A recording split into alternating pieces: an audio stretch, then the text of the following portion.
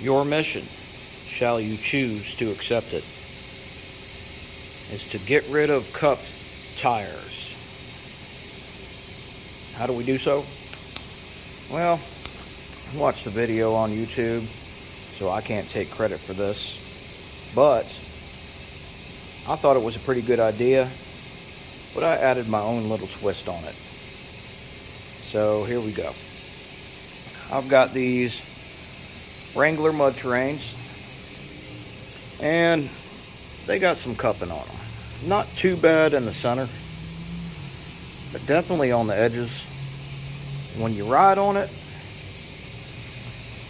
feels like you're going over rumble strips in the street constantly. So how do we fix this problem? Well, you can just deal with it if you want to, but when I'm on the road, I like things to be a little smoother. So, the video I watched on YouTube, the guy used a hand planer. And when he used that hand planer, he basically lifted the back of the vehicle. It was on a car. And he used his hand to guide it. How he kept it level and how he kept it true, I'm not really sure, but I thought I'd give it a shot, and I came up with this. What we got here is a Craftsman planer, and the reason I got this model is because you got one blade there and you got another blade 180 degrees offset, so it's a dual blade. Pretty cheap. It was 80 bucks at the local hardware store, Lowe's. And I decided to get just a section of 2x4. Now, I bought a 2-foot section and I had this piece here as scrap. I noticed that on both sides of the planer, you've got a vacuum connector. That vacuum connector is 1.5 inches in diameter. So I got a 1.5 inch hole saw. And as I was mocking this up, I took the 2x4s, I cut it in half, 2-foot piece, cut it in half. Then I planed these down to where they're nice and flat with the planer. Make sure you got a flat surface on the bottom here. And then I found my angle by holding it up and making sure that what's coming in contact is indeed the blade, and you can see that right there. Once I found that angle, I marked it and I cut these holes out. So I stacked these 2x4s one on top of another, squared them up, 1.5 inch hole saw, and went through it, both 2x4s, so they're exactly the same on both sides. To get the right angle, after I did that, I noticed I had the notch out right in there on this side, and then on the other side I had to notch that out just for clearance and to allow me to get the right angle. Now, in the back, I took another scrap 2x4 that was planed down on both sides. I took the hole saw and I angled it at an angle.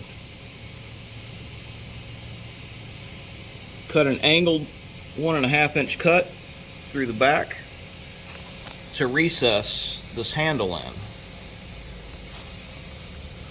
I drilled 2 holes on each side.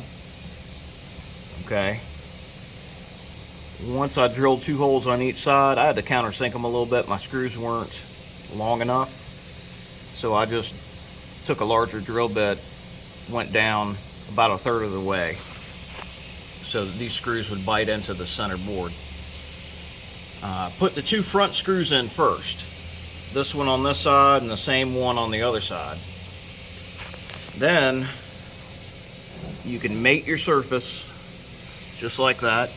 Make sure you're right. And then you can push down right here. And that will change your angle slightly. You get a little mini level. And you put your mini level right here. And you can see if you're level. Match that to your surface down here. Make sure you're good. Once you find your right angle, put a screw in here on both sides at the rear. That's gonna fix this position, the angle of the planer to the proper angle. I have the planer unplugged and I've zip tied the trigger. So now this is my on-off switch.